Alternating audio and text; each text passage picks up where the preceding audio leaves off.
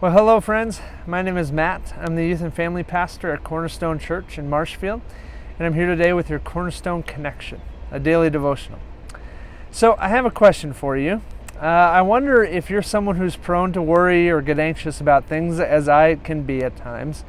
I wonder if it just irritates the tar out of you when perhaps your spouse or somebody you love or a friend of yours knows you're worried, knows you're anxious about something, and here's their solution. Just stop worrying about it. Quit worrying. You don't have anything to worry about. I don't know about you, but when I get that suggestion from a friend or my spouse, it doesn't help my anxiety. It doesn't all of a sudden make my worry evaporate. Instead, it might actually result in me getting more frustrated and perhaps more worried or more anxious. It just doesn't help when somebody says, "Hey, don't worry about it."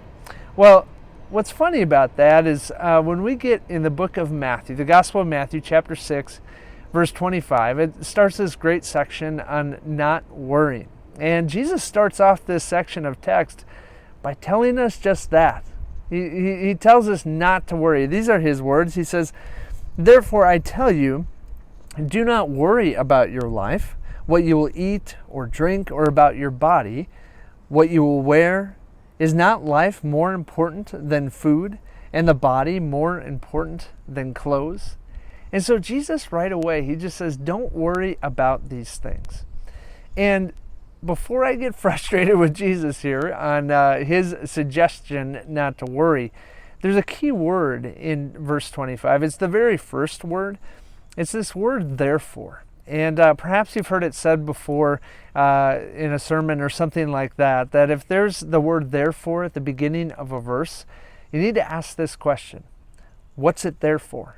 And you need to look in the text prior and see why Jesus is saying therefore, or whoever is talking says therefore, because there's a reason why he then says what he does in verse 25.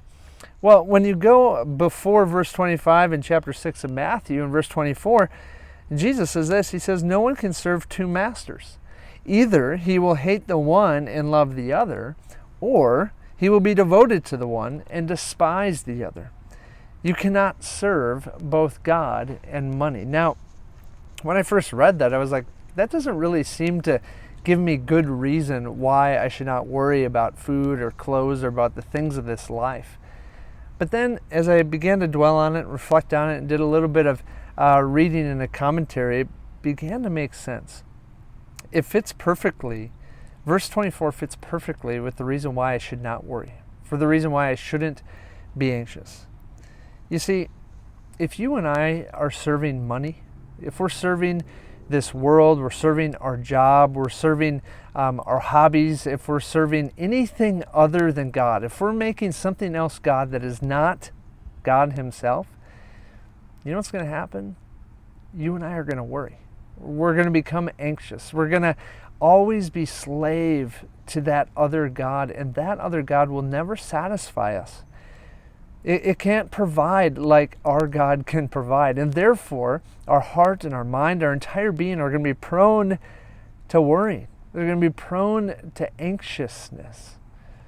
But if you and I are serving the one true God, who is the provider of all things, who does feed the birds of the air, who does clothe the lilies of the fields, who created you and I in this entire world that we live in, if you and I are serving that God, there's good reason not to worry. There's good reason why Jesus says, therefore, do not worry about this life. Don't worry about your life, because if you're serving him, he's got it all. If our attention, our heart, our minds are all fixed on the provider, on the one, guess what? You and I have nothing to worry about. And I know that's hard to say. It's hard to hear. It's hard for me to say as one who likes to worry about things.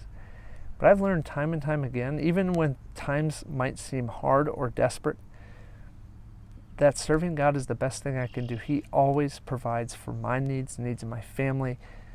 He never lets us down. Guess what, guys? He has to be faithful. It's who he is. It's his character. Hope that encourages you today, dear friend. Hope you have a great day. We'll see you next time on the Cornerstone Connection. Thanks.